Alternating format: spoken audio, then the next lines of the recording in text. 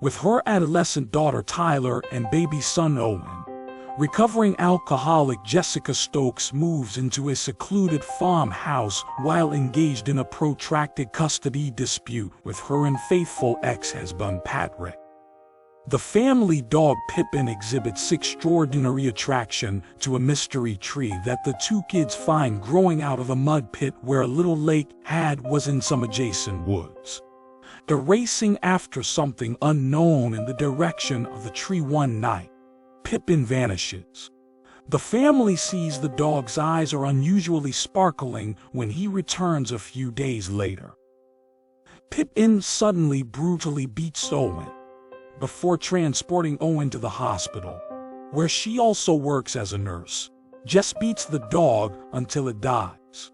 Relapse. Owen makes a slow but steady recovery, but Jess is startled when she notices Owen in the hospital sucking on a blood package. Owen asks Jess to give her the package, but she takes it away. Yet as Owen's condition quickly deteriorates, Jess grabs another blood package to restore his vital signs while keeping quiet about his newly discovered thirst for blood. For hospice care, Jess brings Owen back to his house. Jess keeps sneakily taking blood packets for Owen to swallow to keep him healthy. Jess tries to give Owen rabid blood after the hospital implements additional security measures as a result of her persistent stealing, but it doesn't help him. Despite the needle marks and fatigue, giving Patrick and Tyler the impression that Jess may be experiencing a relapse, Jess continues to feed Owen with her own blood. Jess kidnaps terminally ill cancer patient Helen Osgood, since Helen doesn't have any close family and has previously stated her want to pass away. Jess is desperate to find another means to provide Owen with blood. Helen is routinely drawn for blood by Jess while she is restrained in a secure cellar. Tyler starts to have doubts about the cellar door's locking. After sneaking through a window to see Helen being kept hostage downstairs, Jess captures Tyler. After Jess discloses Owen's illness to her daughter's frightened reaction, Tyler is persuaded to preserve the secret and assist in caring for Owen. Helen makes an effort to leave the cellar. When two police officers arrive to ask Jess about Helen's absence, she recaptures her and then appeases them. Again, Helen gets away. This time, when Helen runs into the woods, she snags her neck fatally on a barbed wire fence. As Jess discovers Owen chowing down on the blood from Helen's neck, she recognizes Owen is experiencing a dreadful transition and is becoming more and more difficult to control. Patrick brings Regina White from Child Protective Services to the farmhouse because of concern that Jess is taking drugs once more, and since Owen hasn't been to school in weeks. At the end, Patrick returns home with Owen, Tyler, his baby daughter, Candace, and his new wife. Tyler observes Owen getting ready to eat the infant. Tyler snuck Owen out of Patrick's house to take him to the weird tree, which she planned to burn in the hopes of removing the apparent curse. Tyler thought Owen's illness could be related to the unusual tree. Just as his sister is about to start the fire, Owen suddenly assaults her. Jess gets there in time to help remove Owen from Tyler. Jess clumsily drowns her wild son in the dirt around the tree after seeing that he now has a monster aspect. Because of Owen's passing is determined to be an accident, but Patrick obtains custody of Tyler by prevailing in a lawsuit against Jess for carelessness. Jess burns the tree as part of her effort to start over in life. She gets a new puppy as well, but she worries when she notices him gazing at something obscure toward the tree, exactly like Pippin did prior to his metamorphosis. How far would a mother go to save her child? Is the unoriginal question that Blood poses in its tagline. The response: just like every other distraught parent in every other subpar film where protecting a loved one becomes the cliched central theme, Jessica struggles to keep her piece of a broken family together while embroiled in a difficult custody dispute following an unpleasant divorce. Jess moves into an ancient, rural farmhouse with their daughter Tyler and small boy Owen, while her ex-husband Patrick continues to live in their previously happy home with his new wife and new baby. Jess has a lot to prove as a drug addict in recovery if she wants to retain the kids in her dubious scare. When Owen is abruptly diagnosed with a mystery disease, demonstrating her dedication to being a role model parent becomes a Herculean task. Pippin, Owen's dog, has an odd attraction with a sinister tree in a neighboring forest. The tree's allure causes the dog to go missing one night. A few days later, Pippin suddenly attacks Owen when he returns with glowing eyes, causing Jess to beat the animal to death before bringing her son to the hospital. The only thing stopping Owen from relapsing with convulsions and bodily degradation is a fresh taste for human blood that comes with his recovery from the terrible attack.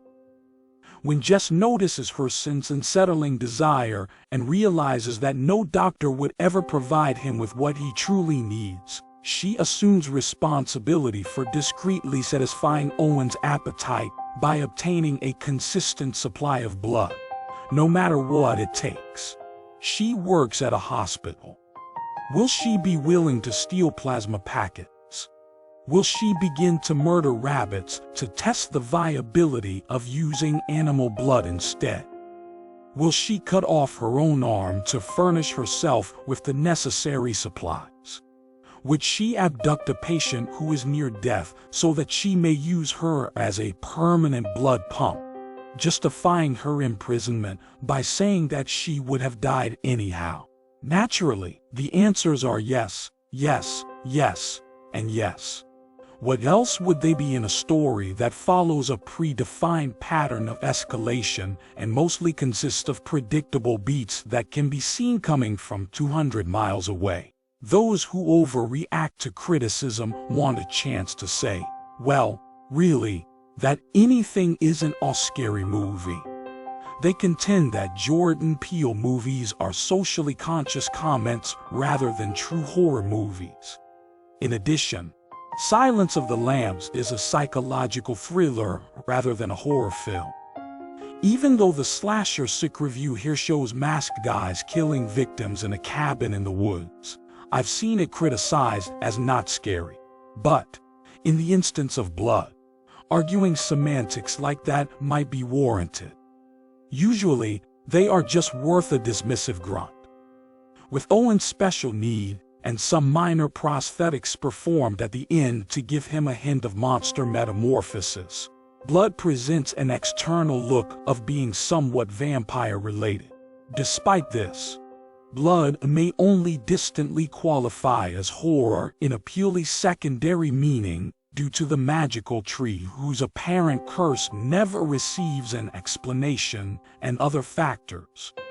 The only use Owen's illness serves is to spur his mother's despair.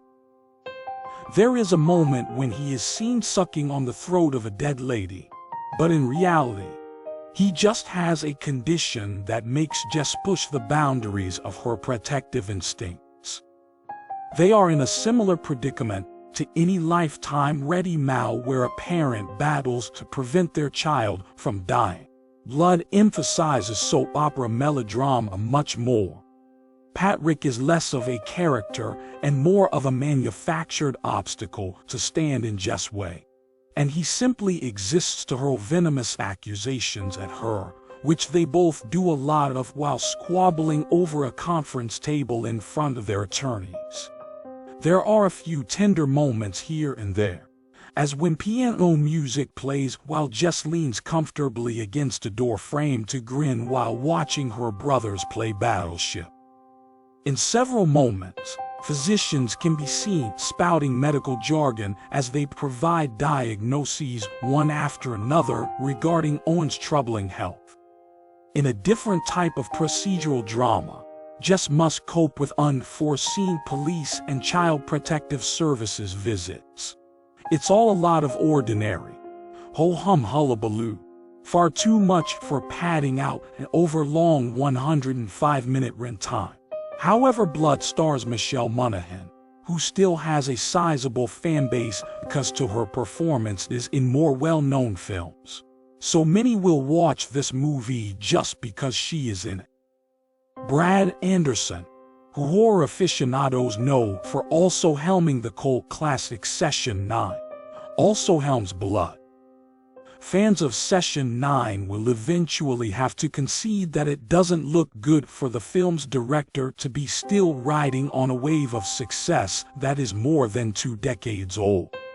It's comparable to PR professionals still praising Neil Marshall as the director of The Descent, despite the fact that his subsequent, inferior films have exceeded that line of credit.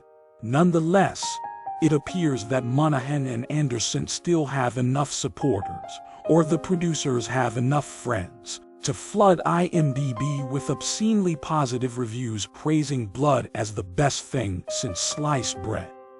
On the other hand, truthful folks will tell you that it's more like stale bread, dishing out dried-out cliches and bits of flavorless mystery.